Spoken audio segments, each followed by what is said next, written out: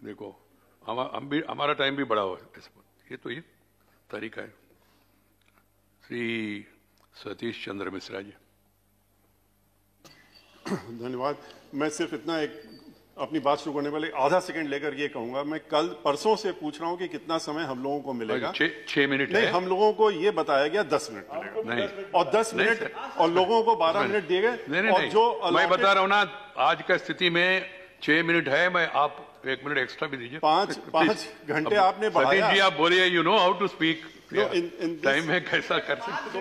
Please please please, सब कह रही है वो, सब कह रहे बांटा, सब कह रहे बांटा। इनके पास 5 घंटे, हम लोग पास 5 मिनट। नहीं, वो तो क्या करे, उनके नंबर उतना है, आपका नंबर की बात नहीं। तो इसमें नहीं, आप वो समझौता करिए, कोई प्रॉब्लम नहीं इधर में। हम लोगों ने तो प्लीज प्लीज सतीश जी,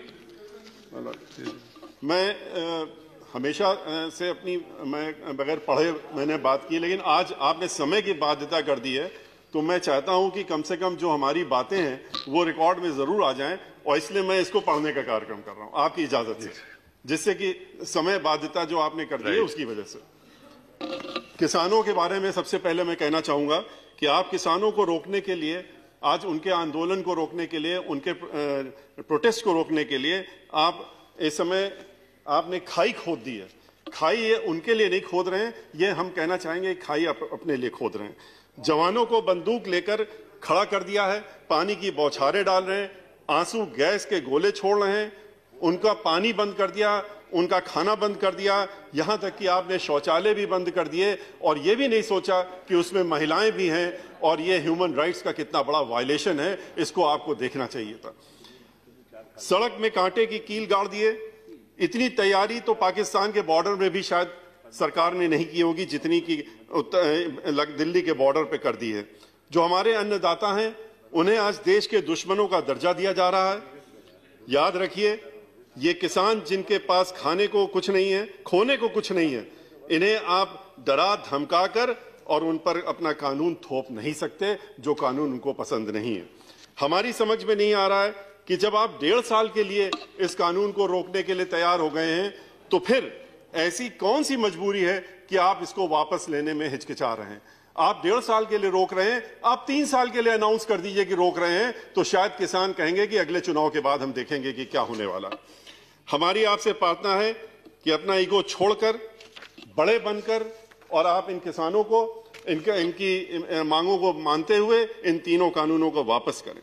बहुत अफसोस की बात है कि सत्ता पक्ष के एक व्यक्ति ने कल कह दिया कि हम ये कोई भी व्यक्ति किसानों के बारे में कह रहे थे किसी दूसरे के ऊपर बोझ नहीं बनना चाहिए। ये बोझ नहीं है, ये हम लोगों को खाना देते हैं, अन्न देते हैं, इनको बोझ कहना बहुत ही निंदनीय बात है।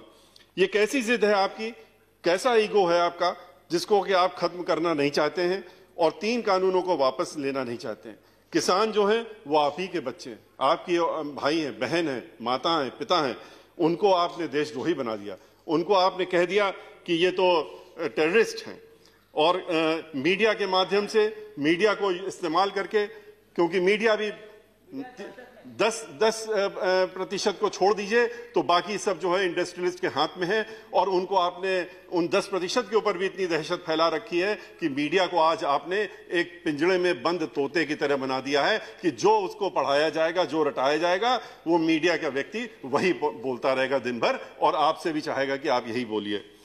फार्म इंश्योरेंस, पुलिस फोर्स में इनके ही घर के बच्चे रहते हैं, जिनको आप आज जवानों को आपने खड़ा कर दिया उनके विरोध में कि आप इनके लिए तैयार रहिए, आंसू गैस लेके तैयार रहिए, गोली लेके तैयार रहिए, और इनको जरूरत पड़े तो गोली चलाइए।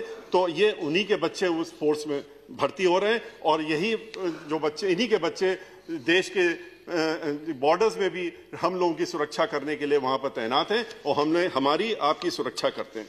ये धूप में, बरसात में, कड़कड़ाती ठंड में भी छप्परों में रहकर, खुले आसमान के नीचे बैठकर हमारे लिए अन्न उगाते हैं, और जो नुकसान हर वर्ष उसके बाद नुकसान भी होता रहता है उसको सहते रहते हैं, और इसीलिए हम शायद इनको अन्नदाता भी कहते हैं। सरकार इन्हें 500 रुपया महीना देकर अपनी पीठ थपथपाती रहती है और कहती है कि हमने इतने 1000 करोड़ रुपए किसानों को दे दिए। 500 रुपया महीना दे करके आप इनको खरीदना चाहते हैं और इनके ऊपर कानून थोपना चाहते हैं। इन 3 कानूनों से किसान को भय लगता है, और सही भय लगता है। उनको भय लगता है कि आप इनकी जमीनें हमेशा के लिए इनसे छीन लेंगे।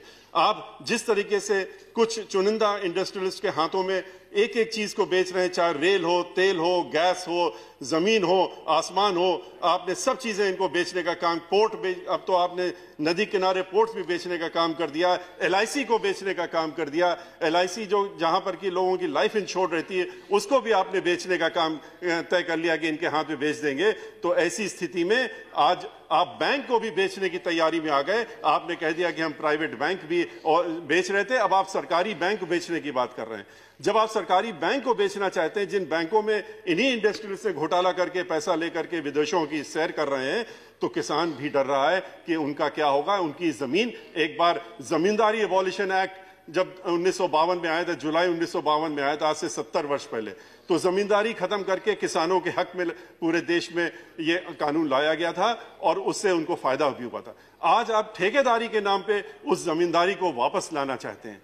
आज इन किसानों से जमीनों की उनकी लेन देन करके, उनके पट्टे करा करके, उनके ठेके में लेकर के आप उनको इस जमीनों से महरूम करना चाहते हैं। इसीलिए वो परेशान है कि इसके बाद इन जमीनों का क्या होगा और हमारे साथ क्या होगा। कानून के बारे में आप अच्छी तरह से जानते हैं, जो 3 कानून बनाए गए उसमें एक नहीं अनेकों खामियां हैं।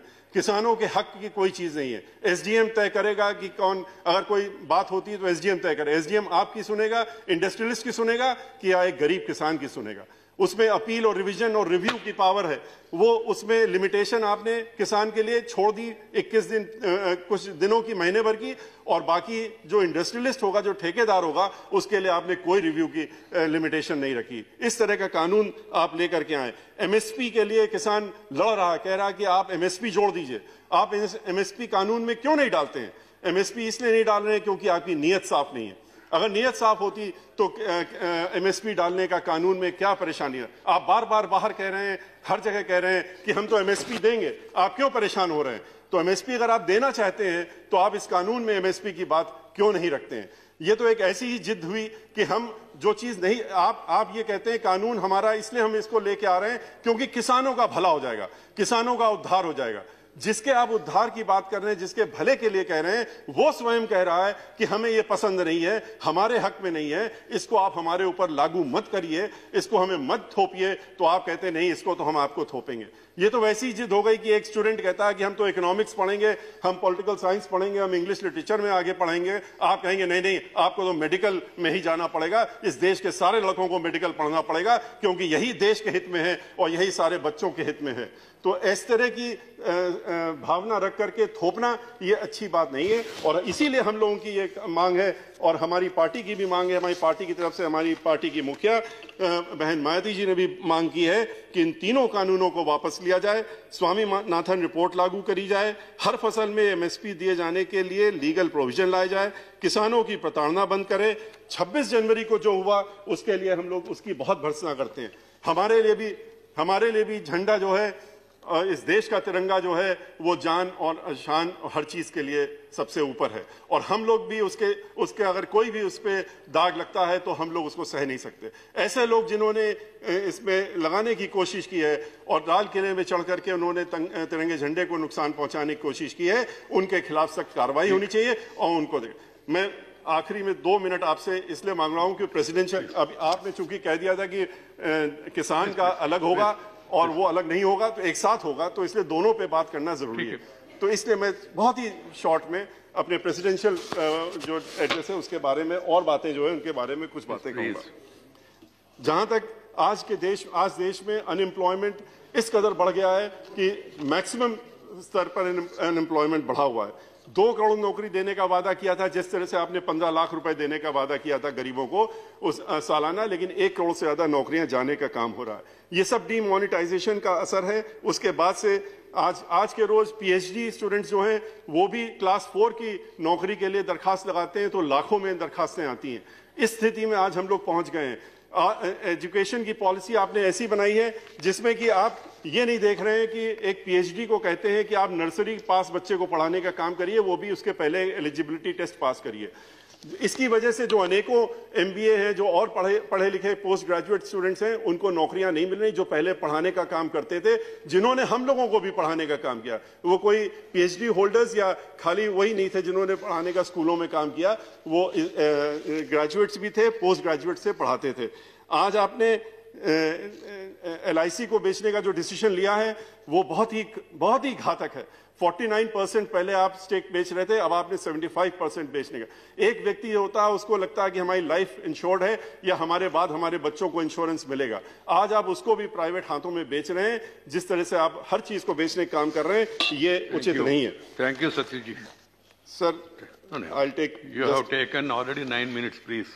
सर 10 मिनट की हमने छूट मांगी थी, 10 मिनट की छूट मांगी थी। अच्छा, हम एक खाली हेल्थ के बारे में बात करके अपनी बात समाप्त करना चाहेंगे। आपने हेल्थ स्कीम के बारे में कहा है, आपने प्रेसिडेंशियल अपनी एड्रेस में ये भी कहा है, माननीय राष्ट्रपति जी ने कहा है कि बहुत सी चीजें हम लोग कर रहे हैं, जितने देश में आप बढ़ावा कर रहे हैं वो सब, लेकिन अल्टीमेटली तो प्राइवेट हाथों में ही जाने वाला है। तो देश के पास कहाँ रहने वाला है? 2-3 प्राइवेट जो लोग हैं उन्हीं के हाथ में इसको भी बेच देंगे आप। हेल्थ स्कीम में आपने कहा है कि आपने बहुत किया, बहुत अच्छा किया, लेकिन आप ये भी तो देखिए कि इसमें और भी आगे बढ़ने की जरूरत है। हमने पिछली बार भी माननीय सभापति जी के सामने भी हमने ये बात कही थी कि कैंसर के पेशेंट्स पूरे देश में रोज हर महीने लाखों की संख्या में बढ़ रहे हैं। कैंसर का ट्रीटमेंट जो होता है उसके लिए मशीन चाहिए होती है, लीनियर एक्सरे मशीन चाहिए होती है, और लीनियर जो एक्सलेटर मशीन होती है वो सिर्फ विदेशों में बनती है और 2 ही कंपनियां बनाती हैं। उनको यहाँ पर ला करके अगर हेल्थ स्ट्रक्चर हमको बढ़ाना है तो उनके लगाने के लिए प्राइवेट लोगों को आगे आने की इच्छा अगर हो या किसी को भी लगाना हो तो उनके पास कैपेसिटी होनी चाहिए। अनफॉर्चुनेटली ये बात मैंने पहले भी कही थी, आपने ये एक बार फाइनेंस मिनिस्टर से भी माननीय अध्यक्ष जी कही थी कि इस पर ध्यान दिया जाए कि उसमें आप 27% जो है इंपोर्ट ड्यूटी लगाते हैं। 27% इंपोर्ट ड्यूटी, वो 12-13 करोड़ की मशीन आती है, उसमें 27% और दे। इस वजह से आज इसमें आप कितना कमा लेंगे साल भर में? 50 करोड़, 60 करोड़। लेकिन इसकी वजह से आज कैंसर की वजह से लोग मर रहे हैं और उनको दिक्कत हो रही। MRI, CT, इन पे जो है इंपोर्ट ड्यूटी खत्म होनी चाहिए, टैक्सेस खत्म होनी चाहिए। इसी के साथ में अपनी बात। Thank you very much sir. मेरा सुझाव ये है, आगे बजट भी है, कुछ लोग मेरे ख्याल से प्रेसिडेंट्स एड्रेस और बजट दोनों मिला के बोल रहे हैं।